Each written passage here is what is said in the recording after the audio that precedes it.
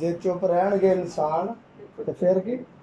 ਜਦੋਂ ਯਿਸੂ ਮਸੀਹ ਯਰੂਸ਼ਲਮ ਦੇ ਵਿੱਚ ਜਾਣ ਡਿਆ ਤੇ ਸ਼ਾਗਿਰਦਾਂ ਦੇ ਰੌਲਾ ਪਾਉਣ, ਨਾਰੇ ਮਾਰਨ, ਤੇ ਲੋਕਾਂ ਨੇ ਕਿਹਾ ਵੀ ਇਹਨਾਂ ਨੂੰ ਚੁੱਪ ਕਰਾ, ਬੜਾ ਸ਼ੋਰ ਕਰਦੇ ਪੈਣ। ਤੇ ਉਹਨੇ ਕਿਹਾ ਇਹ ਚੁੱਪ ਹੋ ਗਏ ਤੇ ਫਿਰ ਆ ਜਿਹੜੇ ਪੱਥਰ ਨੇ ਨਾ ਇਹ ਰੌਲਾ ਪਾਉਣਾ ਸ਼ੁਰੂ ਕਰ ਦੇ, ਇਹ ਸ਼ੋਰ ਮਚਾਉਣਾ ਸ਼ੁਰੂ ਕਰ ਦੇ, ਇਹ ਬੋਲਣਾ ਸ਼ੁਰੂ ਕਰ ਦੇਣਗੇ।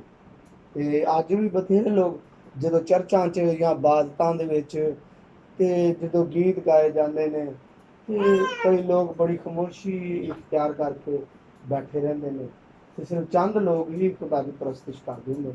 ਤੇ ਸਾਨੂੰ ਵੀ ਚਾਹੀਦਾ ਹੈ ਕਿ ਉਹਨਾਂ ਲੋਕਾਂ ਵਾਂਗੂ ਜਦੋਂ ਯਿਸੂ ਮਸੀਹ ਯਰੂਸ਼ਲਮ ਦੇ ਵਿੱਚ ਜਾ ਰਿਹਾ ਹੈ ਤੇ ਨਾਰੇ ਮਾਰਦੇ ਸੀ, ਗਾਉਂਦੇ ਸੀ, ਤੇ ਸਾਨੂੰ ਵੀ ਚਾਹੀਦਾ ਕਿ ਜਦੋਂ ਯਿਸੂ ਮਸੀਹ ਸਾਡੇ ਦਰਮਿਆਨ ਦੇ ਵਿੱਚ ਆ ਜਾਂਦਾ ਤੇ ਸਾਨੂੰ ਵੀ ਨਾਰੇ ਮਾਰਨੇ ਚਾਹੀਦੇ, ਉਹਦੀ ਹਜ਼ੂਰੀ ਦੇ ਵਿੱਚ ਗਾਣਾ ਚਾਹੀਦਾ।